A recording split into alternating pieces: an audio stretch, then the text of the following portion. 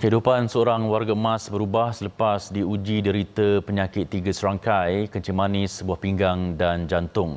Lebih menyedihkan, kini dia banyak bergantung dengan kerusi roda serta tongkat 4 kaki untuk bergerak kerana kakinya telah patah akibat terjatuh di kawasan rumahnya. Dan dugaan tersebut telah membuatkan Muniandi Subramaniam, 63 tahun, tidak dapat bekerja dan perlu mengharapkan bantuan kewangan. Muniandi terpaksa berharap kepada isterinya yang menjual sayur untuk kelangsungan hidup. Jelasnya ada kalanya wang bantuan tidak mencukupi kerana perlu membeli lampin serta barangan peribadi lain. Malah Muniandi juga perlu membuat dialisis 3 kali seminggu kerana kerosakan buah pinggang. 1 tahun dah tak boleh jalan.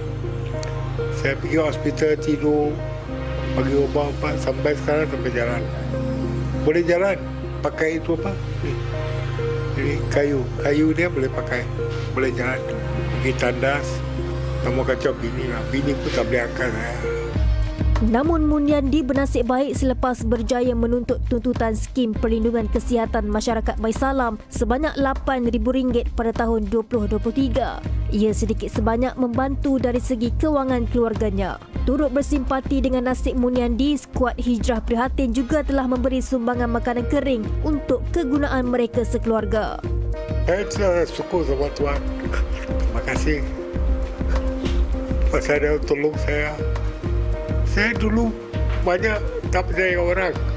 Sekarang baru saya ingat sama orang. Betul orang tolong saya. Sementara itu, skuad Hijrah Prihatin turut memberi sumbangan kepada 48 penerima di projek perumahan rakyat PPR Batu Muda menerusi siri jelajah program tersebut dengan kerjasama Maisalam. Dalam program tersebut turut disediakan kaunter Maisalam bagi membantu lebih ramai golongan B40 untuk menggunakan Maisalam sekiranya mempunyai masalah kesihatan. Alhamdulillah, sepanjang 3 hari program kita bersama tim Hijrah Prihatin, sambutan yang diterima di pihak Maisalam sendiri sangat menggalakkan. Ramai penerima manfaat datang dan membuat semakan serta mendapatkan info yang lebih lanjutlah berkaitan Maisalam. Mungkin sebelum ni mereka hanya dengar Maisalam ataupun hanya mendengar daripada orang lain. Kali ini kita berikan pencerahan lebih kepada mereka secara terus dan info yang tepatlah.